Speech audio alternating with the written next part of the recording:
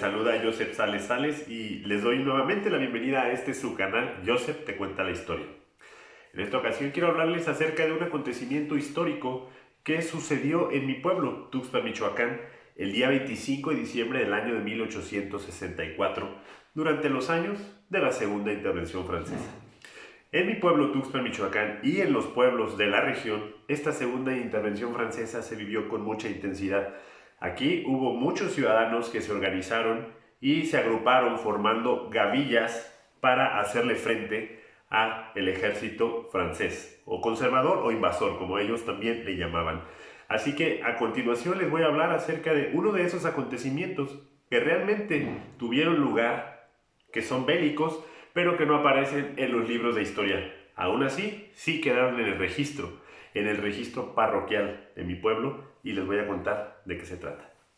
A mi pueblo lo atraviesan dos ríos que se unen muy cerca de donde está la cabecera municipal.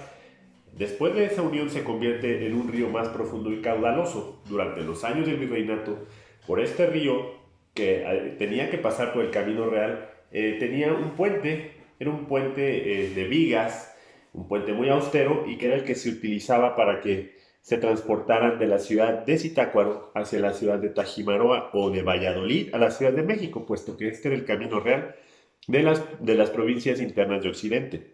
Llegó la necesidad en que pues las autoridades determinaron que había que construir un puente mucho más funcional que ese puente que constantemente se caía o tenía problemas. Entonces comenzaron la construcción, y este puente fue concluido en el año de 1851, después de varias dificultades, de crecidas del río, de que incluso hay un archivo que menciona que casi cuando estaba concluido hubo una crecida del río y destruyó lo que ya estaba levantado. Así que tuvieron que volver a empezar. Pero en 1851 el puente estaba concluido y la gente le llamaba el Puente Nuevo del Río Grande. Ese puente se encontraba en el trayecto de ese camino real de las provincias internas de Occidente. Es decir, por el camino y el puente transitaban los ejércitos de ambos bandos enfrentados: el ejército conservador o del imperio de Maximiliano y el ejército liberal o de Juárez. Estos ejércitos desfilaban por estos pueblos en donde cometían saqueos, pero también donde realizaban escaramuzas, es decir, pequeñas batallas o pequeños acontecimientos militares que realmente ocurrían en los pueblos de esta región. Y como les comenté, aquí había un grupo de personas que se habían reunido, se habían organizado y pues hicieron frente al ejército de los invasores. Y es precisamente donde surge esta historia. Tuxpan, al ser un pueblo de paso, se encontraba en una posición estratégica entre dos pueblos grandes, Tajimaroa y Zitácuaro. De manera que en ocasiones esos ejércitos se quedaban aquí una temporada y se hospedaban en los mesones del pueblo. Había varios mesones aquí, al ser un pueblo de paso, y entonces los ejércitos hacían ahí sus campamentos. Pues bueno, de esto se trata esta historia. Aquel día, 25 de diciembre de 1864, un contingente del ejército liberal que comandaba el general Manuel García Pueblita se encontraba apostado en el mesón del pueblo. Justo ahí, en esta dirección, se llega hacia Zitácuaro. En esta dirección se llega a Tajimaroa, actual Ciudad Hidalgo.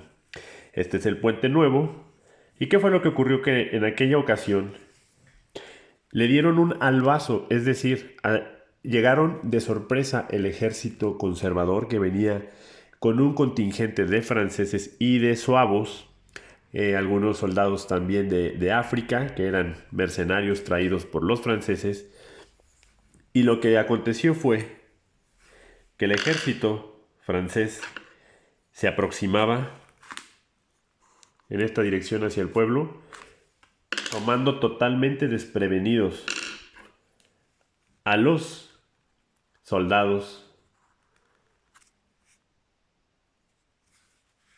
que estaban comandados en el mesón por el general Manuel García Pueblita.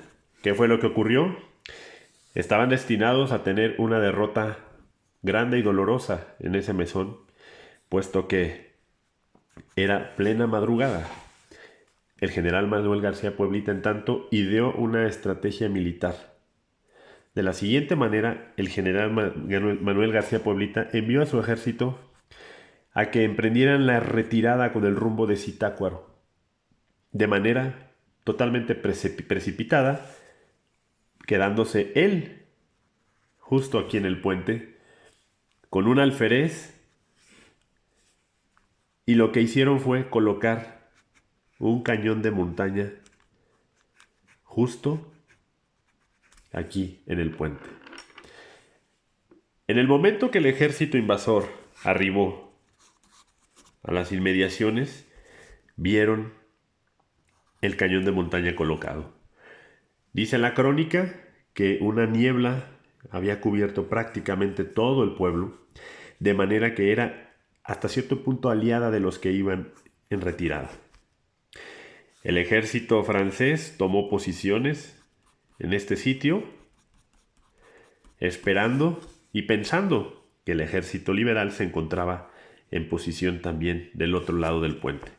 Mas sin en cambio, lo que ocurrió fue que con esa estrategia militar, el general Manuel García Pueblita y el alférez activaron el cañón de montaña, el cual hizo estragos en las primeras líneas del ejército enemigo.